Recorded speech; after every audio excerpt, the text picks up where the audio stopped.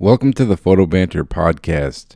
I'm your host, Alex Gagne, and on today's podcast, I speak with photographer Karl Ferguson Jr. Karl has worked with clients such as Rolling Stone, Billboard, Vibe Magazine, and Samsung, to name a few. In this interview, I speak to Karl about his love of music, his experience working in the music business, and how he first discovered photography. I also speak to Karl about his approach to portraiture, his experience photographing Chris Rock for the cover of The Hollywood Reporter. I really enjoyed speaking with Karl about his work. As you can tell, he really has a big passion for the photographic medium. So I hope you enjoy, and thanks so much for listening. Karl Ferguson Jr., welcome to the podcast, man. Excited to have you. Discovered your work on Instagram where, I find a lot of great photography. So I was excited to talk to you. But I guess to start off, man, like what have you been working on lately? What's kind of got you inspired photographically these days, I guess? Awesome. No, Alex, thanks for having me. It's just an honor to be here. I love being able to share information so other photographers can learn from it. Let's see. Right now, I'm just been developing concepts because I haven't really had an opportunity in the years that I've been doing photography to really work on personal projects. And during the pandemic, things got a little crazy, and I have a day job, so they relocated me from Manhattan to Brooklyn.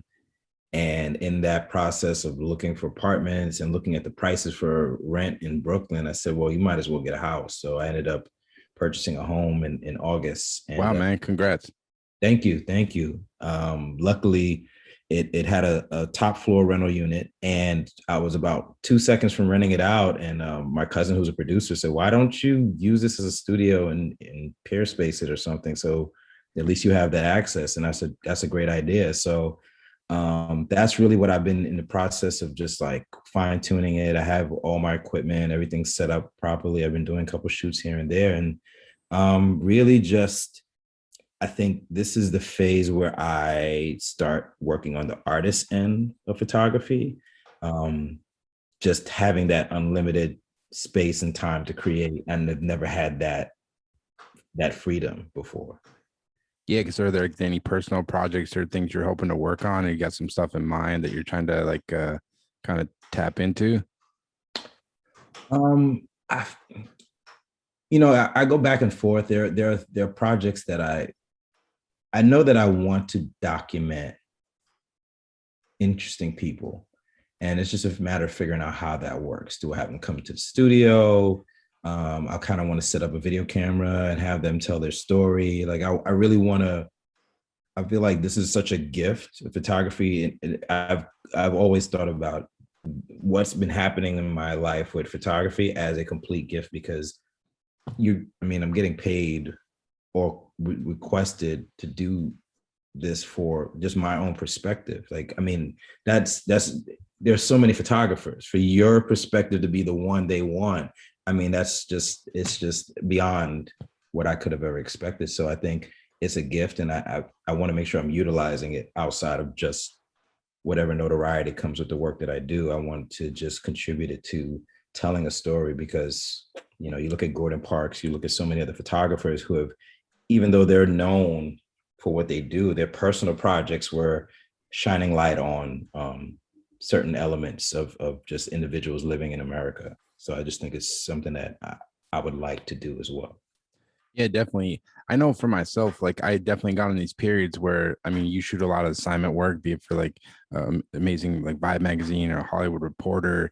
And a lot of times for me, you can just get stuck in the day-to-day busy grind of like doing assignment work and really kind of taking that time to think about like what you want to execute and what you want to photograph. And it's like, so I've been trying to slow myself down a lot, trying to figure it out. Cause I don't know about you, but do you ever find yourself in the trap of like kind of repeating the same stuff you're doing over and over? Like you got your go-to like lighting setups or your go-to things you do, and it's easy to get like, because it's comfy, it's there for you. But you ever kind of fall into those traps of kind of repeating yourself sometimes?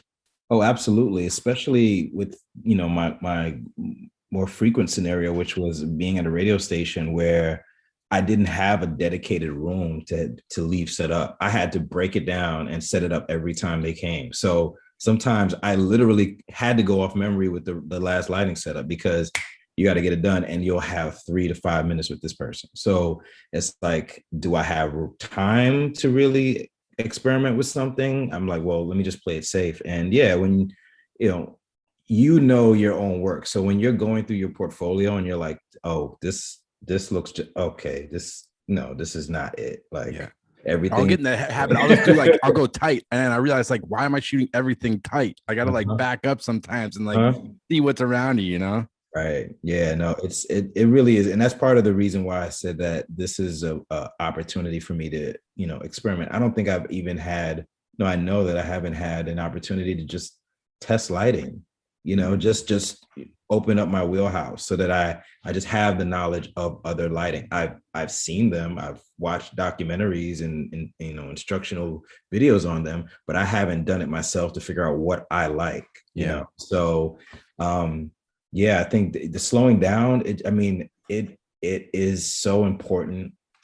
And I think that's where I'm at right now. It's just, I'm not even really posting anything. I'm just, you know what? I need to take a break, figure out what it is I want to do. What do I enjoy? Yeah. The assignments have dried up for, most of us. So it's like, it's time that's given to you before things get crazy again. So I just do need to figure that out. So, and I suggest everybody, if you're fortunate for your business to be, hectic and you're going a mile a minute, if you can find time to slow down, because as a creative, it'll just make your work so much more potent for you to be able to really sit down, process it. What am I doing this for? What's the purpose behind it?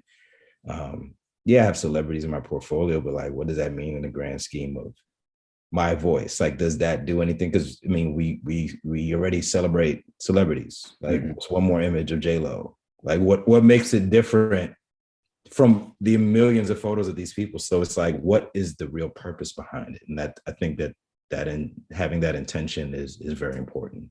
Yeah, definitely. It definitely stands out in the work when you have something to say and a perspective. And you touched on something like quickly about not posting. And I think everyone can relate to this. Like you feel the need to this kind of feed that engine and post. But I think the way you're doing is smarter. Like like it can get so you can compare yourself to people on Instagram and feel the need like you got to feed the machine. But for me, like I think it's like quality over everything. So if you don't post something for a month or two, but then that time you come out and you're putting out this like bangers and stuff that people really resonate with, I don't know. That's the way I've been thinking about it more because I don't know. Social media is great, but at the same token, it's just it can be a goddamn mind fuck, you know? Yeah, no, I think the novelty of it is starting to really kick in, especially with this algorithm stuff that's happening. It's like, which came first, the chicken or the egg? And it's like, we know the artist came first, we know our work came first, and then this thing came up called Instagram, and it's supposed to be a platform, and it ended up, we're supposed to be using it, and it kind of flipped everything around. Now we're like, mush. Oh yeah, I gotta find something to post. I gotta, and you're just doing it involuntarily at a certain point. You're like, you look at your feed and you're like, why did I put that up there? I don't. Now you're waiting for likes, and then what to be your eye as far as your work and what you like is now subject to the public, and it's like, oh wait, they didn't like this one as much. Maybe I need to wait. So now I'm completely thrown off because now I'm, and it's just, I think taking a break from the machine is very important. I don't even really like what it does. There are extremely qualified, legendary photographers who I have as mentors who have a fraction of the followers. Yeah, are not bothered by it, and then you have people who have figured out the system and what to shoot. They can shoot inside abandoned buildings and throw filters on it, and they have 1,000 followers. And I'm like, that's cool. I don't know if that works in the real world, because if you have a shoot and if you have a gig and they tell you need to have this light position at this angle and this one at this angle, and the bulb goes in that. Now you got to figure that out. If you're the IG photographer, Yep. it's just not going to work out for you because you haven't had the real world practice. So. And I think what I've kind of realized is it's two different games. The people that are like the quote unquote IG photographers they're monetizing their following and like doing like brand deals or whatever it may be. But I would imagine that like guys like us, we want to shoot assignments, we want to shoot campaigns and do assignment work and build our make money that way. And it's like two different games. So I don't know, more and more I don't really worry about the followers. It's just more putting in the work and taking the time, like you said, like kind of figuring out what you want to shoot and what personal projects you want to do. Absolutely. I'm kind of looking over your shoulder here. Is that a Perry book there? Which one? Have it on the green one at the bottom. Perry. Nigel Perry. Nigel Perry. I have the same book. I was just, I'm eavesdropping. Guys. No, it's a good one, man. I'm a book nerd, so I'm here like, what's going on over here? That's good. That's hilarious, dude. Yeah, I went on a binge during the pandemic. I've been telling everybody eBay deals for days. I hadn't used eBay forever, but dude, so many books on there because there'll be like libraries just like selling books. Like I got this Arnold Newman book over here for like $5. I got like this Yosef Karsh book for like $6. I'm like, I'm never buying a brand new book again. I'm just going to eBay on it. It's so many deals. And I love going to what do you call it? I'm blanking out. You ever go to Dashwood? The Strand in New York. Okay. It's like a legendary bookstore. I literally will disappear. If no one hears from me and they're like, where'd Carl go? I'm usually there with my phone turned off and just like nerding out in the book section. Have you ever been to Dashwood Books in New York City? No. You got to check that out. It's a small shop. It's strictly photography books, and they sell books from around the world. They'll sell like zines. They have a website too. You can order stuff, but it's strictly photography only. It's been there for a while. Definitely recommend to anybody who goes to New York City. It's incredible. What are some of your kind of all-time favorite books? Any ones that kind of stick out in your mind that are kind of favorites? I'm a huge Albert Watson fan. Like Cyclops. You got Cyclops? Of course. Yeah, I have like a signed copy. I have an unsigned copy. I haven't met him. I just bought the signed copy. I'm dying. He's like one of the people I'm dying to meet. But I'm a huge Mark Seliger fan, so I have all of his books. Actually got to meet him, brought my books, and he signed all of them. And in one of them wrote, because I was showing him my portfolio because he was asking me questions because he just was like, wow, you literally have all my books. And his mom was there. It was very like random.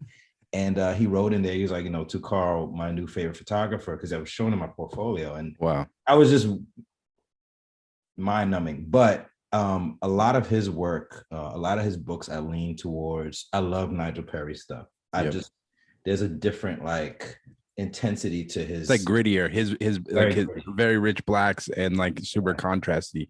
Yeah, no. So I mean, I love that, but I always lean back to Albert Watson. I have Irving Penn and Avedon, but Watson to me, aside from the whole insane story about him being blind in one eye, which is like God was like, you're gonna be a photographer, you don't need this other eye. Like, like it couldn't have been any better written. And he's probably the most effective photographer that I've seen transition from landscape, fine art, and portrait photography. Like he does them all impeccable. Like it's exceptional work. It's not like he's kind of all right in this, and he's like amazing fine art in everything. Yeah. So I just think that his discipline and the fact that whenever they interview him, they're like, what's your favorite like work that you've done? He said the one I'm going to shoot tomorrow. He's not even fazed by it. Yeah, I interviewed him a few years ago, and it was incredible. I went to his studio in I think it's like not Soho. I forget what neighborhood. Chelsea. Yeah, Chelsea. Like that kind of that super nice area. And and the thing I was struck with that guy, because I'm thinking he's probably almost 80, like late 70s at least, and the longevity. And when I was talking to him, like he still had the enthusiasm of as if like he was just starting his career. Like Absolutely. He was just like showing me this book he's working on, this project, and I was like, damn, man, like I hope like to have a career that long. Because I don't know about you, like sometimes I'm like, am I gonna be getting hired when I'm 50 or even Oh, like in my 40s? Dude? yeah. It's crazy, man. But yeah, the He's not long even phased by it. He's it's so interesting to see that, like you said, he's so virile with it. Like my guy, like dude, you shot, was it over 100 Vogue magazine yep. covers? And I'm like, he he attacks it as if none of that had happened. Like, I mean, and that's why I think I lean towards him more, because I'm like, if he can be close to 80 and he wakes up with that, Yep. like I have absolutely no excuse. You know, that's the mindset I need to be in, that my best work is still yet to come. Yep.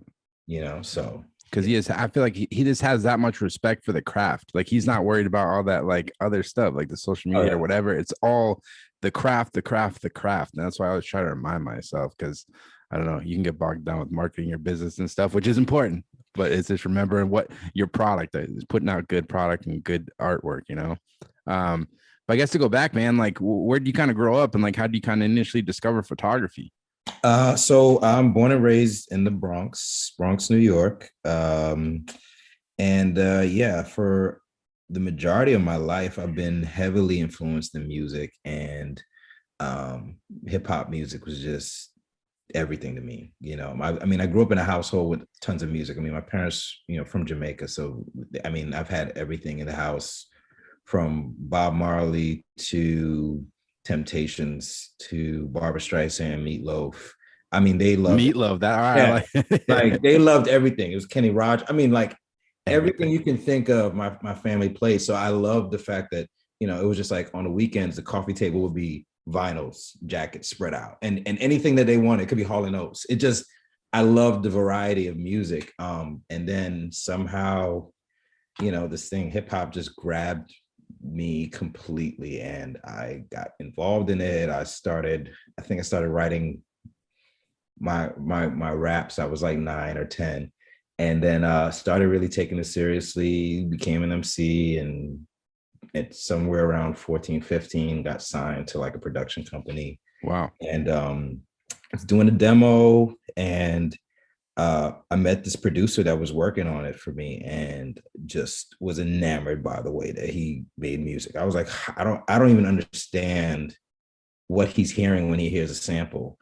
And he would take a sample, and whatever I would hear it didn't make sense to me. And I said, you know, I would love to learn it. And he said to me, you know, if you get a drum machine, I'll show you. And I bought a drum machine, I think that next week, and slipped out of rapping to producing, started making beats. And then, you know, this is the era of like, I want to say Kanye West was just about, like, you were hearing about him, Just Blaze was still out. And so I was making beats, and then reached a point where, okay, everything sounded good to a point, but I needed it mixed. And I said, so what do you do to get it mixed? Or like, you go to these engineers and they mix it. So somehow I ended up in audio engineering school, and started learning for myself, and then completely fell down that rabbit hole. Just geeks with like ones and zeros and the sound field, and You had that big board that has like you see it in like every studio that has like I'm always like, who actually knows how to use all those different buttons? I'm like, there's like 1,000 buttons. yeah, no, I mean, it completely engulfed me. And the next thing I know, I built a recording studio up in Westchester. My parents have, like, in the back of their house, they have like this 3-floor unit that it was a 2-car garage, but we never used it. So built a recording studio, started working with artists, and yeah, mixing records. And at some point I was working with an artist that was signed to Bad Boy, and ended up in their entourage. And we would have these nights where we're just with like Diddy and Fab. And I'm like, why is nobody taking pictures of this? I mean, I mean, it's regular to them. Like, they're Yeah. just like, oh, I'm like, and at the time it was Facebook. Instagram wasn't even a thing. So I said to the artist, you know, I'll just start taking some photos for your Facebook. And I bought a Canon PowerShot, like entry level camera, just to kind of take some photos at night. And when the photos came back, a few of the guys in the entourage, they were like, you know, wow, these look really good. You know, have you ever thought about like actually taking photography seriously? And I looked at them Like they had two heads. Cause I mean, that wasn't ever a thing. I thought a photographer knows that they want to be a photographer from the time that they like are born and they're like, this is what it is. Like I want to, I see things differently. And um, yeah, so I said, you know what, I'll consider it. We went to Japan, and before I went on that trip, I decided I should invest in an SLR. And a Nikon D90 was my first SLR. And yeah, I started just falling down a rabbit hole with that. I found myself not in the studio as much, out with the camera, trying to figure it out. On YouTube University, like for hours, just like, wait, what? Aperture what? Yeah. ISO what? I don't, how's the relationship work? Wait, so you, Flash sync. oh my God. It was so overwhelming, but amazing at the same time. It's just like the best thing to get lost in. Um, and so yeah, so that led to me really shooting a lot more with that SLR. And there was a video shoot we had with Fab, and I took some images backstage or behind the scenes for it. And a friend of mine happened to be working at Vibe, and I was just casually telling her like what I had, and she said, "Oh, that's great. You know, do you mind sending it to us so we can have the team look at it for the online?" And I didn't understand what she meant, so I said, "I'll send you the photos," and send it to her. And she said, yeah, they love it. They're going to run it. And I still didn't understand what she meant. And I remember they did a story on it. And the first time seeing my name, like under the headline, I just was like, that I was hooked. That was it for me. I don't think it probably took another 5-6 months. I was no longer in the studio whatsoever. Wow, that's amazing. Photography, yeah. That's incredible. And is there anything you feel like you learned from your time, like collaborating with musicians, even when you're doing the music thing? Because one thing I'm kind of envious of musicians is their willingness to collaborate with other artists. Whereas photography, it's a very singletary thing, and a lot of photographers are very guarded about their process and things like that. I would imagine that's what I mean. It seems like with music, people are this very collaborative and want to work with each other. Where I feel like the visual art medium can be a lot different in that sense, you know? Yeah, I can definitely see that I benefited from what that environment is, because for me it's not as fulfilling to do everything by myself. I think there's an energy from collaborating and getting different insights and perspectives that I do miss from music. So I was I was also the guy that would be in the pit, kind of like introducing myself to other photographers. Hey, what's going on? And they're like looking at me like, listen, man, we're all in here. We got our assignment. We're trying to get the best shot. And I'm just like, listen, I know that I'm not going to take the shot you're going to take. You're not going to take the shot I'm going to take. And the networking part of music is what I brought to it. And I will be honest, the majority of what's happened for my career has been the fact that I've been able to have that positive energy and network with people and be honest and genuine about it, because I never felt threatened by anyone else. And that's not what I got into it for. I want to enjoy it. I want to preserve the passion of it. And I think that's the part that music really taught me, is that you have to protect what you love about your passion, because it really is it at the end of the day. Everything else is mundane. Paying bills, working to make sure you pay the bills off. But like the part where you are like, I enjoy this moment, you really have to protect that. Yeah, man, that's awesome. And I guess like once you kind of got that first photo published with Vibe, like what was kind of your goal? Because like looking at your work now, it's a lot of amazing portrait based stuff, studio stuff. Like when did you kind of start kind of transitioning into doing that type of work, I guess? Well, I think I hit the same point that you just hit the nail on. Like I was shooting concerts and live music initially, and that was good for Vibes website. And I had gotten published in Rolling Stone, that was my goal when I started shooting live, and that happened.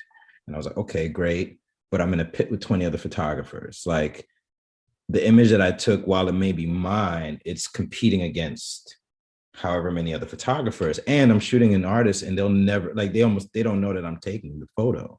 Hmm. So I got into the same thought process that you mentioned about, well, I'm not collaborating with these people. Like I'm shooting them and they're performing, but it's not a collaborative thing. So I just loved what editorial provided for photographers, and I said, okay, how do I get to that point? And got a mentor and said, look, I want to learn studio photography. And he said, well, get some lights and I'll start showing you the path to go down. And just that became my goal. I want to do editorial photography. I want to shoot portraits. I want to be able to interact with the subject. I want for them to know that it's me taking their photo, and not that they're just having a random person take the photo and never see them again, or that I'm taking their image and just keeping it as currency. I want it to be a moment, so that became my goal. And when you kind of made that transition from kind of going shooting live stuff, which I know you, on your website you still do some of that, but when you're kind of building that portfolio of portraits, like who were you photographing? Was it just like friends or just artists you're working with? How did you kind of, because as you know, I feel like unless you have that work in your book, clients aren't going to hire you. So you have, it's a lot of times it's upon yourself to kind of build that work to put in your portfolio. Like who are kind of, when you're working on that portrait stuff, who are you photographing? So I'm fine sharing my secrets, because I feel like if I share it, somebody's just going to take it further. So my mindset was, if I want to get to editorial photography and actually get to work with these magazines, I have to figure out how to make myself stand out from the pack. So I would start taking portraits of like friends and testing it, even sometimes on myself in the privacy of my studio, but not anything really to go out to the world, just to kind of understand lighting. And I got my first opportunity to shoot something for Vibe with an artist that they had, and kind of cut my teeth on a sub magazine they had called Vibe Vixen, which meant they had no budget. Uh, they weren't really pushing it, but I knew that I could kind of like trip and mess up and, lick my wounds and keep moving and learn what I needed to learn without it being like you just messed up like a cover of Vibe magazine. Because Yep. it was like, so it would be like up and coming artists. So like Tiana Taylor, that was her first cover with Vibe Vixen. Wow. I got to shoot her for it, but she was an up and coming artist. So if I had messed that up, they were like, oh, you kind of messed it up, but it wasn't like a major artist. So I got to practice doing those editorial spreads for Vixen and building my way up until the Vibe would actually look at me and so forth. So that's how I started it. I didn't really focus too much on doing like portraits with friends. I was really focused on a portfolio so that I could get to the next level. Yeah, definitely. And like looking at your work, you photograph so many different musicians. What is it about kind of collaborating with musicians and working on that type of work? Because I think you've done a lot of work with like Hot 97, that radio station, which legendary with like Ebro and Rosenberg and Mm-hmm. all the amazing people over there. Like, what is it about working with musicians that you enjoy, you think?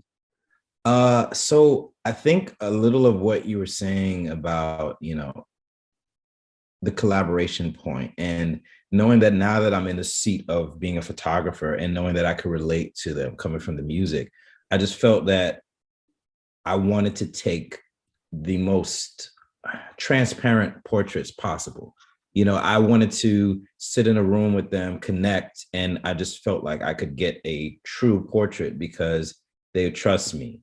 And I think that was the thing that I wanted to really establish, was that I'm a trustworthy photographer, and that if I shoot someone, the artist, the actor, their team, they're like, oh yeah, that's the name. Yes, we know Karl.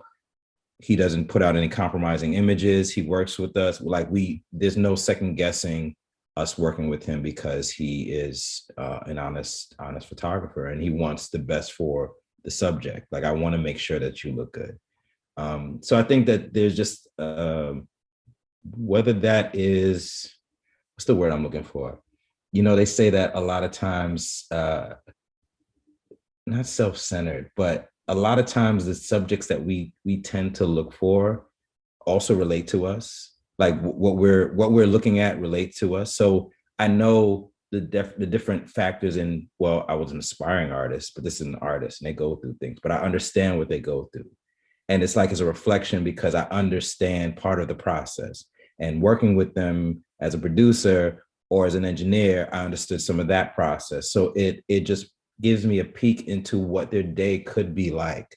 And I would often try to be as understanding and accommodating as possible. Yeah. No, that's great. And had that kind of relationship with like Hot 97 start? Because when looking at your website, I didn't realize you shot the photo for like Ebro's show with all the hosts, Mhm. which I've seen a million times from like Yeah. watching their YouTube videos. I'm like, oh shit, Carl shot that. I was Yeah. like, I've seen that so many times, didn't realize you shot it. But how'd that kind of relationship work with like Hot 97, which is such a legendary radio station in New York? Yeah, so I started segueing my way towards working with Hot 97 while I was working with Vibe. And they would have these shows. I would shoot Summer Jam. So Summer Jam was like the thing to get to shoot. And the first year that I got to do it, I got a press pass. I wasn't even working with the company. And my goal was to shoot the mess out of the show because I was like, I have to really show out because I want these images to be extremely strong. And, so that if I had an opportunity to work with the brand, they'd say, all right, you're great. We want to use you. And a friend of mine knew the head of digital over there, and she walked me in to his office the following year, just before the next Summer Jam, and said, you have to meet Karl. He's a great photographer. And I sat down with them, and when they looked at the images, they were like, wait, this is from our show. And they were like, we had guys that we hired that didn't get images like this. So this is a no-brainer to bring you in. So I started shooting the Summer Jam. And then because of the same thing I mentioned about building relationships, I said, well, do you guys have other shows during the year that you need shot? So they'd have these shows at like SOBs and random stuff. They're like, yeah, but people don't really want to shoot those. I was like, I'll shoot them. So I started shooting those shows for them, and they were like, wow, you're helping improve the images that we get to put on our website. So it gave me leverage to pitch things. And at, I think it was the second or third Summer Jam, I had seen Danny Clint shooting the Grammy portraits, and I lost my mind. I said, why aren't we doing that? Like, it's the most, like, everybody's in one place. You just set up a portrait spot. And so I said, guys, it's a crazy idea, but I would love to try to shoot portraits during Summer Jam. And they're like, I don't know. We kind of have a rigid schedule. I said, listen, I'll fund it. If you give me space in the MetLife Stadium, I'll spend the money. I'll put the production together. Just give me a space and, get a runner that can help kind of direct traffic towards me. And they were like, all right. I think the first year, it was literally like a closet. I wish I had photos. It was the smallest setup, but I did it, and I got like Miguel, ASAP Rocky, Kendrick, like Wow. Wu-Tang Clan members. It was like, okay, so now I've done it, and I can show it to them. And I brought it to them the next day, and they were like, oh, okay, now we understand what you're talking about. I was like, this should be, Summer Jam should really be documented this way. We have the live images, but like the portraits are like, it's like a class, it's like a yearbook. Like, we should be doing this every year. And that started a process with them that, I paid for, I think, the first 2 or 3 years all out of my pocket. And then they finally, marketing finally figured out how to sell it. And I think Apple spent money on the main stage one year, and also paid for my portrait setup. Wow, that's awesome. That's amazing. It seems like that. I mean, having that confidence to approach people and basically kind of making stuff happen yourself rather than waiting for them to come to you. Like, have you always just kind of had that confidence and like approaching people and this kind of networking, just to kind of make stuff happen? It sounds like just kind of you're pushing it more than waiting for someone else to come to you. Yeah, I mean, I was fortunate when I was 17. I got introduced to like network marketing, and I had a mentor, and they pushed me into like public speaking and all these things. And I'm actually more of an introvert. At some point doing that, I had to learn how to not be so closed off. Yeah. But yeah, ideally I'm home. This is where I'm at after work. You won't see me anywhere else. But I had to learn how to, develop that muscle. Like closed mouths don't get fed. So if I don't put it out there, no one will ever gravitate towards what it is that I'm trying to do. So and then I went to marketing school. So my degree's in marketing, and started to learn how, they said the best way to be successful is to find a problem and figure out how to be the solution. And what I noticed was that High 97 was also paying Getty for images of artists that come to the station. And I was like, well, let me at least start with this portrait series and see if we can kind of like develop a database where you guys can promote, use these images for promotion and stuff down. I said, I'll own it because I'm paying for production, making sure that I know that I have to negotiate that because I don't want to keep that copyright, Karl. Keep that copyright, Karl. Got to keep your copyright. Well, that's a big, all my mentors came in, keep your copyright. I said, all right, okay. But yeah, so I knew that if I came in and I led the conversation, I would have more ground to do that rather than waiting for them to come to me with an idea. Then they have the leverage to say, well, we want a percentage of it. If I come in and I say, let me do this thing, I'm funding it, I'll let you use it for promotion, but I own the rights to the images. So yeah, the Summer Jam thing happened. And then eventually I started trying to pitch it for the morning show. I said, well, rather than waiting a year to do these portraits, why don't I start shooting them when they come for their regular interviews? And they were like, well, how are you going to make that happen? I said, I'll figure it out. And found an area, put up a seamless. After they finished their interview, they'd come out and I'd try to snap a couple images. And I said, well, now you don't have to pay Getty for every image you need. And I'm actually getting them in the outfit that you did the interview in. So now it's a better promotion for you. And it's a better picture. No disrespect to Getty, but sometimes this stuff looks a little stale sometimes. But Karl can put a little sauce on it, man. Hey, listen, and and I wanted to look, I my goal was to make that 2 to 3 minutes I had not look like 2 to 3 minutes. I wanted it to look like they actually sat for their portrait. So yeah, and it was also it was great for me. It was just exercise to like, I just happened to be exercising on talent that most only the best artists in the world. Yeah, because like one thing I was gonna ask you, being a portrait photographer, like how do you approach those shoots? Like what's your process? Like obviously a lot of these shoots you don't have a lot of time. Do you kind of go in with like a plan of like how you want to execute it and pose them, and like, or is it more kind of an organic process to what the subject kind of brings to it, or what's kind of your process in approaching those shoots? So the only thing that really works for those scenarios is to be as prepared as possible, because as you learn, talent, they're unique and they could have a disagreement with their management or a disagreement with Ebro in the interview, and they'll walk out and not be in the best mood, and I'd have to be prepared for all of that. So my main thing was just to kind of have a couple of poses that I cycle through that, okay, while these can get kind of mundane, I'd rather have very honest portraits of them that aren't too complicated. I can't really ask for too much because they also have their PR and their management standing right there. Like, no, I don't think you should do that. And that's happened. They're like, no, I don't think you should do that. No, I don't think we like that. So yeah, it was honestly just trying to get tight 3/4. I'd pose them lightly, but nothing too crazy. If I felt like I had enough time with them, then I'd bring out the Apple box and I'd do a different setup or stool or what have you. But I knew I didn't have enough time with them to get really complicated with it. So yeah, just what they say, keep it simple. And that was really the approach that I would take with it most times. Yeah, definitely.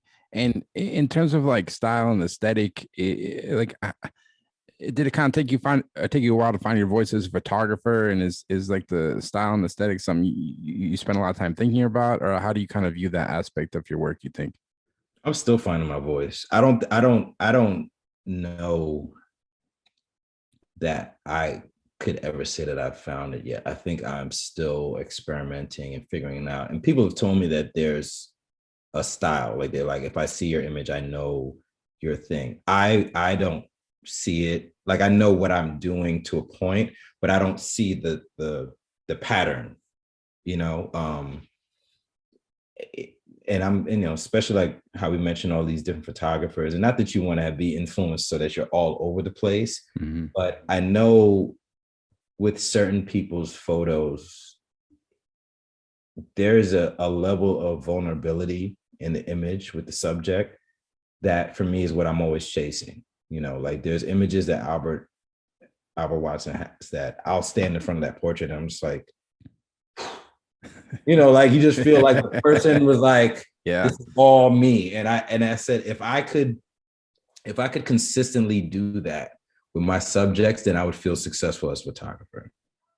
Like my goal is and I've always aimed for gallery shows, books. Like that's the way that I see portraits, like experiencing them in a gallery. And I went to the Cyclops exhibit he had many years back, and there's like Golden Boy, which is one of his premier images, and you just stand in front of it and you're like, this is different. This is like, the fact that an image can hold you to the point that you're just like, I can't move on yet. I have to really give this the justice that it deserves, because this person sat and like was vulnerable with this photographer. That's always a thing. But with 3 minutes, my what I would have to do to get them to it was the laundry list was so high. So I would do research before each subject and try to find a common thread. If it's they grew up in New York, or sports, or anything that I could find to break them out of this person wants something from you, I want something from you, I want to take your image. It's like, you know what? I did research on you. I loved the song that you did with so and so, and then they're like, oh, and they start sometimes feeding into it. They're like, oh wow, you really like that? I wasn't sure if this, that, and the third. And I'm like, oh, they're responding to it because I'm asking them things about themselves. I'm into them, not their celebrity.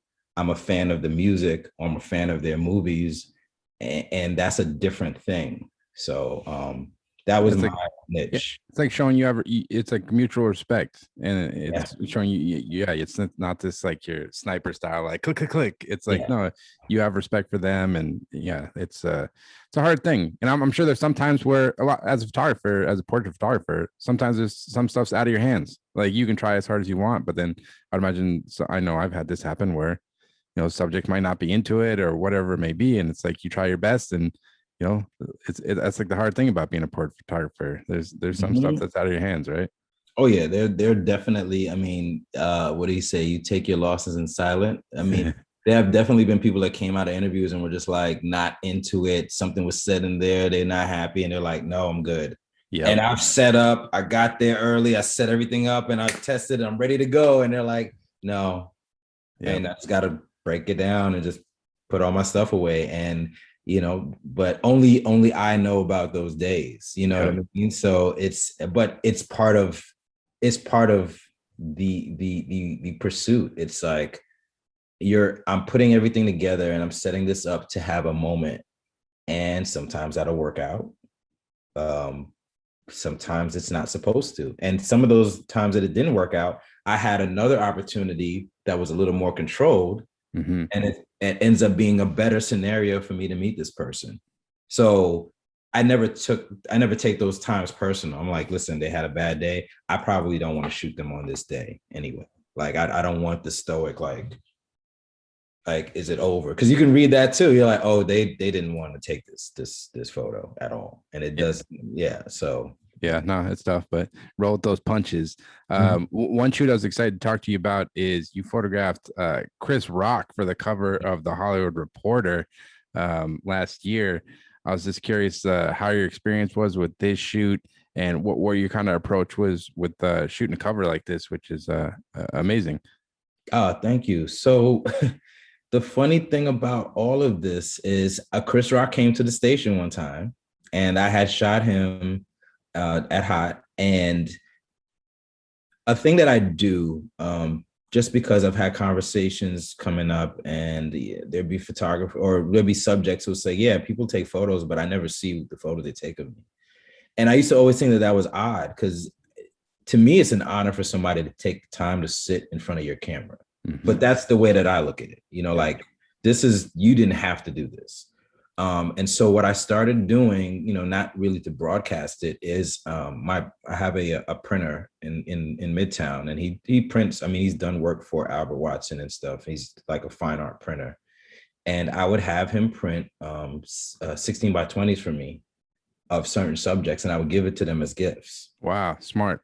You know, just to go further into what we were saying about the collaborative effort, you know, like experience, like, you sat for me. I appreciate this. You know, I've given portraits to TI. Like, I'll find out where they're at. And I'm like, I just wanted to show up and give you this print. And like, you know, it's such a shock, because they're like, what? He's like, why? Like, you sat with me. Yeah. And I just want to let you know that I appreciate the time that you took. And that has stayed with so many of them. And I'm shocked. I did the same thing to the RZA. And the next time I saw him, he never takes his glasses off. Mm. So the second time I saw him, he remembered I gave him the print. He was like, that print is hanging in my daughter's room. Wow. You know, and that was like, to me, I mean, first of all, I told you how I felt about hip hop and the RZA, and it's like, legend. You know, like, okay. And see, he said, you know what? For you, I'll take my glasses off. So I have these images of him. But this is what I'm saying. Like, it pays to actually be genuine and connected to your subject all the time. Mm-hmm. So I did the same with Chris, and I had worked with Yvonne Orji from Insecure, and she happened to be opening for Chris for his last big show he had, and it was at the Barclays Center here in Brooklyn. And I was working with her, so she said, "Hey, I'm opening for Chris. Do you mind taking some photos for me?" I was like, "Sure." So I know that I'm gonna go, you know, to the show, so I go get a print of the image from High 97, and she takes me to his dressing room after the show, and I get to give it to him. And he's just like, oh, he said, this is great. Thank you so much. He's like, you know, this might be your thing. You might be good at this. So, you know, and I always carry a second one, and I'll ask them to sign it for my own, like, personal. So in my office, I have like Chris Rock and Tracy Morgan, a couple people who have, you know, like, who I've given those gifts to. And so when Hollywood Reporter reached out to me, they actually said to me that the reason they reached out to me is because they said not every photographer gels well with Chris. And not that he's difficult, just I think it's because he's a New Yorker. Mm-hmm. Like, he's just, that energy can be intimidating. So sometimes it can throw him off. And they were like, how did you work with Chris? I said, I mean, great. So, all right, cool. So they, you know, it's the pandemic, so everything's different. You know, like, you can't have a whole crew. You can have one assistant. And I've kind of built a reputation of this MacGyver type of thing, which is what High 97 developed for me, making things happen in very short times. And so the photo editors have learned that I don't panic in those scenarios. So they're like, look, we have 4 hours. You have 1 hour to set up, and you're gonna have 3 hours with him. And I'm like, I had 5 minutes with people at Hot 97. Wow, you got 3 hours with Chris for this? Yeah, I'm like, I think I'll be all right. You know? So I get there, and the photo editor, you know, I set up everything, and funny enough, that backdrop was a gift to me from one of my mentors, and it is a Oliphant backdrop. Wow, that is a gift right there. And that is actually the Oliphant backdrop that Annie Leibovitz used to shoot Michelle Obama. Jeez. So that was gifted to me literally like 2 weeks before this. So I was like, I'm shooting Chris Rock on the Oliphant. Like, that's happening. And so we got there, and then when he came out and we started shaking hands, and I was like, you know, I said, we met before Hot 97. I said, I gave you the portrait at the show. He's like, oh, I remember you. And then it just, I mean, it Game just on. completely broke the ice. We started talking about hip hop. I think we talked about Watch the Throne, and we were talking about how he was playing hip hop. The energy was genuine. He was having a great time, to the point that when we ended, he's like, "Oh, we're done," and it's just like you could see that he was vulnerable in it, because you see like he's like taking his shirt off, he's showing it, like the photo editor got it back, and like they were like, you got him, like he Yeah. opened up to you. So No, great performance. that's incredible, man. Yeah, it was a great cover. It was just very. I love the shoes. Like the shoes was just like it was so good. Like this made it. It gave it a little more flavor, you know. He was not trying to change his shoes. The stylist was like, "Okay, I have these." He's like, "No, I'm wearing these." Yeah. It's Chris Rock. He does what he wants, you know. It's amazing. Yeah. Yeah, no, it's great. And another thing I was interested in talking to you about. It looks like look on your Instagram, you've done a lot of work with like Colin Kaepernick and his, I believe it's like a nonprofit called Know Your Rights Camp. I was curious just kind of what that's all about and how you kind of became involved with working with him. So High 97 is the connection to that, because I was at the station, and at a certain point, Nessa came to the station, and I was the in-house photographer at that time, and we just built up a rapport, and we got very close, and that, literally became like a sister to me. And that was before her and Colin started dating. So when he came around, it was, I mean, I'm not really a football, fanatic, so I didn't really care what his stats were. I was like, Yeah. what kind of guy are you? Because, you're not just gonna come around here. Like, we gotta vet you out. And the first conversation was amazing. We spoke for like 3 hours. I was like, this guy's incredible. And this is before the knee, this was before all of that. And so that was just a regular relationship, just a very close relationship, very brotherly relationship. And so when everything happened with the knee, I watched what that did. And it was difficult to watch it, because he's probably one of the most incredible human beings that I know, and was given a completely bad rap for a situation that was all political, from the end of the NFL and all that. And yeah, he got steamrailed with that. So he had the nonprofit that he was putting together, where he wanted to give back to the communities, the same reason that he took the knee. That's really what the camp was about, is to give back to children in these neighborhoods, and give them the seeds to spark the next chapter of them, their development. So we teach about food education, finances, just different things to develop their just their potential. So there's books that are given out at the camp. The other thing that he did that for the first camp blew my mind was that he gifted all of them with the ancestry DNA Wow. test. So it was free to all the kids, and it was like, he said, I want you to learn where you come from. You can't go forward unless you know where you come from. And he gives from a space that not many people I know gives from, genuinely give the shirt off his back, if need be. So it was a no-brainer for me to be part of that initiative. And we have this network of amazing volunteers that are family, that we're family just across the board. And yeah, we put these different camps on, and it's just such a rewarding experience to see the looks on these children's faces. And he's funding it out of his own pocket. It's not even,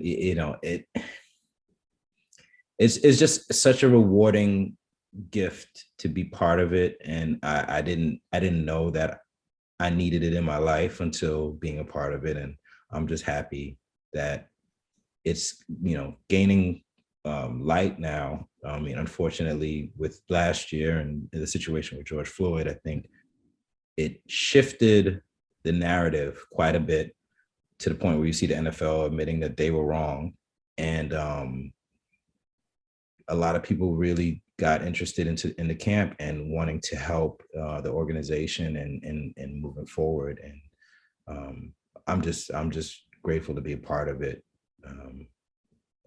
Yeah, no, it's amazing. Yeah, because being able to use your photography and your skill set to shed a light and give opportunity to these kids that are in the camp, that's like a powerful Mhm. thing. Because like we can all get bogged down with the day to day of like trying to shoot the next campaign or the next assignment, but yeah, like you use your photography and skill set in a powerful way to not just get work, but like help other people. And that's like it's something I think I got to remind myself. It's like I have this skill set.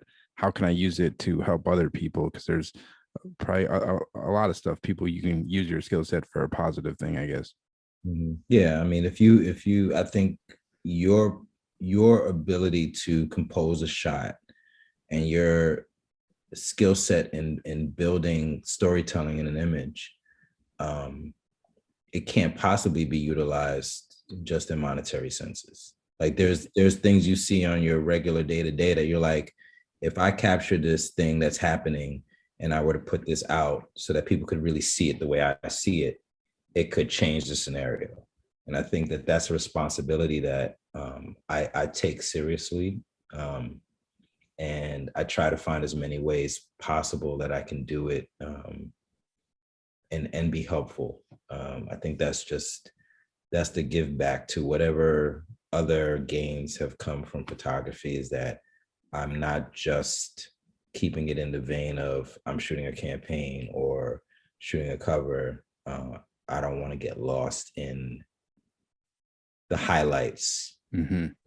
and the notches on a portfolio or resume. I really want for things to move people, for things to be documented so that people can continue to remember what the lesson was in this time and while I'm here. So it's less about me being attached to images, but if I have the skill set, I know I need to capture the image so that they exist, because those are the things that are going to exist time and time again. So Definitely. yeah. And one portrait, really powerful portrait I saw on your Instagram. You photographed the parents of Trayvon Martin. Very powerful portrait. I was just kind of curious what that was for and how you kind of approached that shoot. Just obviously an incredible loss for them as parents to lose a child in such a terrible way. How do you kind of approach a shoot like that? Um, yeah, I mean, needless to say, all of the events that have been coming to light have touched home in a personal way for me. I grew up in the Bronx, and the environments we grew up in, they're not as forgiving for certain people. And whether you're fortunate, as I feel that I am, to navigate your way through it, for every one of the me that are in the world that have managed to find their success, I can name you at least 10 people who I grew up with who didn't make it. And for whatever those reasons are, and I never forget that, because whether I was in the proximity of them when things happened to them or I knew about it, they're traumatic instances and they stay with me, because there's also like survivor's remorse. Um, there are times when the accolades are there and I'm looking at what I'm doing, and it's hard as a child to see that going on around you, and then try to connect that with why you were able to make it out. Because just even as a regular adult, without even any of those traumas, we're always trying to figure out what our purpose is in life. So like on top of it is that you make it out of this scenario.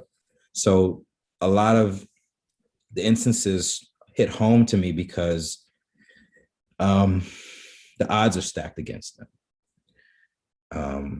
So to see a parent lose their child, the idea of a parent having to bury their child, And then the idea that it's the police that are doing it, and knowing that I've come from the neighborhoods and we've been through those things. I've seen aggressive behavior from the police. I've witnessed it firsthand. So it's heart wrenching because I always would think about my mom when I left my house. I wouldn't want my mom to get a phone call that either I was arrested or I wasn't coming home. And it sounds like you have control over those things, but you don't in these neighborhoods. And so it's very personal to me. So a few years ago, we had an event, and I had the opportunity to shoot Eric Garner's mom, Oscar Grant's mom, and Sean Bell's widowed wife. And that was heavy. And one morning I saw the schedule and it said Trayvon's parents. And I was, I have to be here for this. And I set it up, and I'd be kidding if I didn't tell you I didn't have a lump in my throat. And what do you say? You know, I couldn't, this was different because I couldn't really put it together in my head, like what I was going to say. I just have to just come up with the words when I saw them. And then you see them, and his mom's eyes just pierce your soul. And it's like, I said, you know, it's an honor to meet you. I'm so sorry for everything you've been through. And I found myself getting emotional, like, because it's still there, you know, they're warriors as far as I'm concerned. To have made it through that and to still be going on for the name and the spirit of their son, I take my hat off to them. So my only thing was to make sure that it was an honest portrait. You know, obviously they're still connected to the tragedy, but they're not together. You know, his parents aren't together. So I went back to a bit of Albert Watson and Irving Penn's. Well, Albert Watson, I say, like Irving Penn's, kind of like, I just want this image to stand in black and white. I want it to really make you stop, kind of what I mentioned before. I want, if this is a portrait in an exhibit, I want you to stop and really take in the energy that I'm feeling in their presence.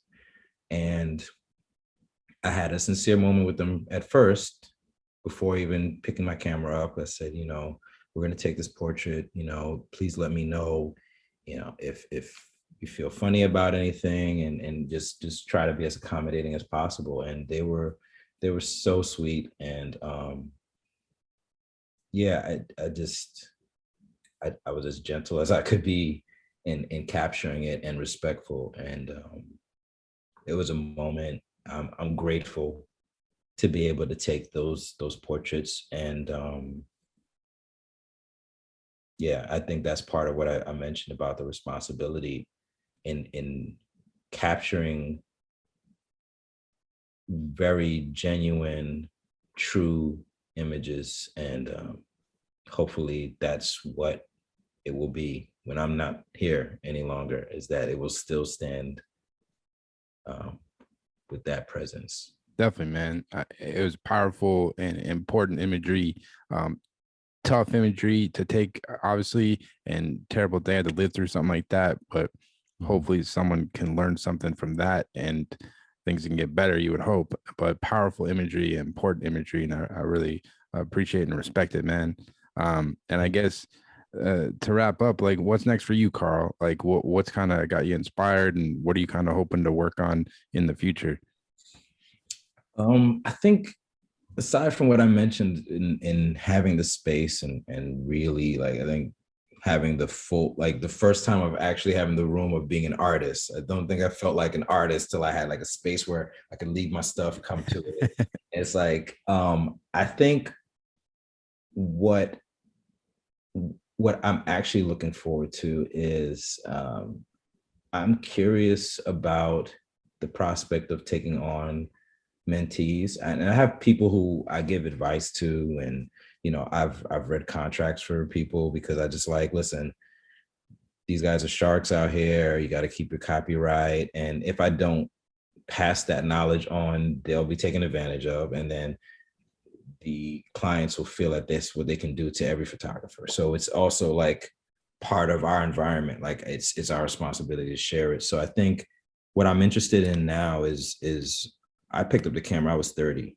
when I picked up the camera. I'm 41 now.